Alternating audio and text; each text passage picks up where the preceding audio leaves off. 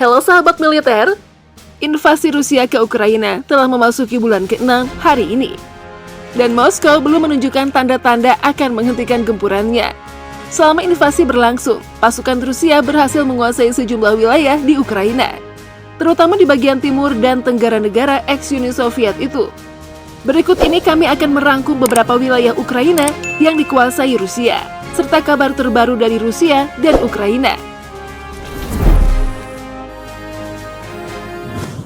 Menurut laporan Financial Times, per 18 Agustus, Rusia berhasil menguasai setidaknya 7 wilayah Ukraina. Wilayah itu yakni Luhansk dan Donetsk, atau yang biasa disebut Donbas, Melitopol, Kherson, Berdyansk, dan Mariupol.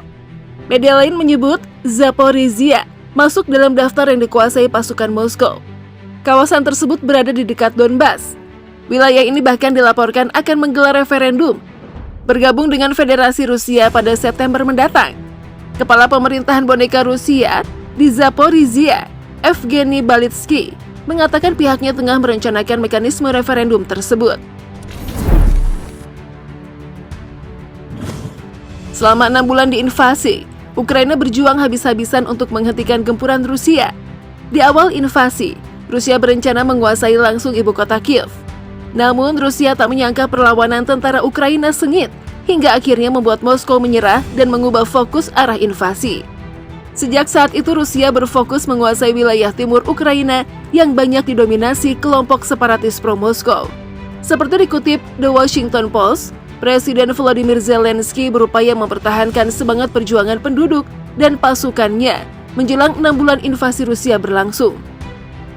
Ukraina telah membuktikan bahwa orang-orang kami tak terkalahkan, para pembela kami tak terkalahkan. Ia kemudian berkata, kita masih perlu berjuang, kita masih perlu melakukan banyak hal, kita masih perlu bertahan dan bertahan.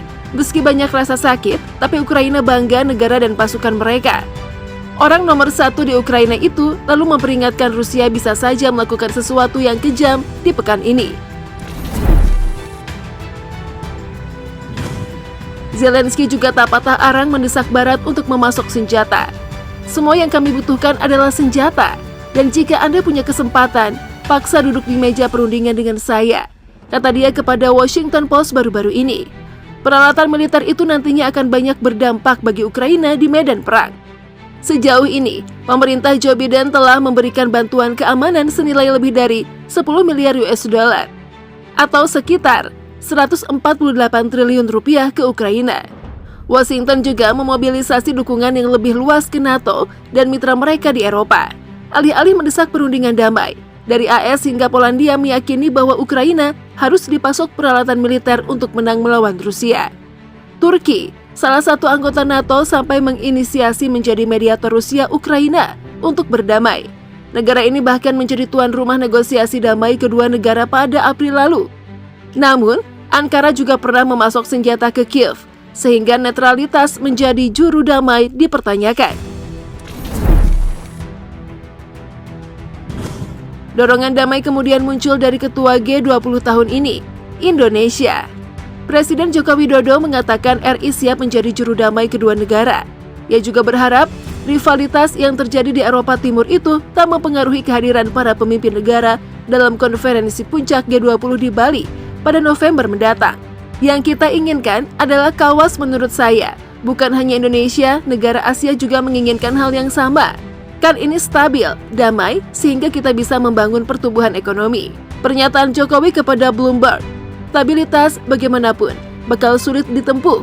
Perang di Ukraina berlarut-larut dan banyak pihak yang khawatir konflik itu meluas.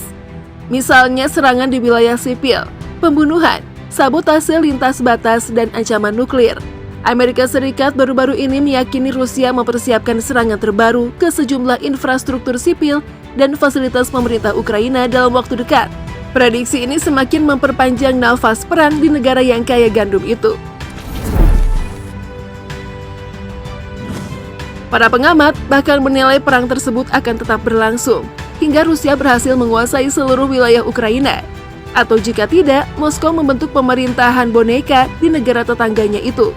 Sementara itu, sejak 6 bulan invasi Rusia ke Ukraina, Panglima militer Ukraina mengatakan hampir 9.000 tentara gugur sejak Rusia menginvasi Ukraina hampir 6 bulan lalu.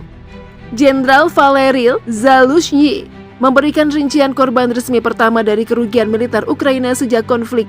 Anak-anak Ukraina harus dirawat karena ayah mereka pergi ke garis depan dan mungkin adalah salah satu dari hampir 9.000 pahlawan yang gugur, kata Zaluzhnyi.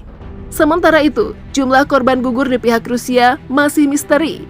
Kremlin berhenti mengumumkan secara terbuka jumlah korban pada Maret, setelah menyatakan bahwa 1.351 tentara telah gugur dalam sebulan perang.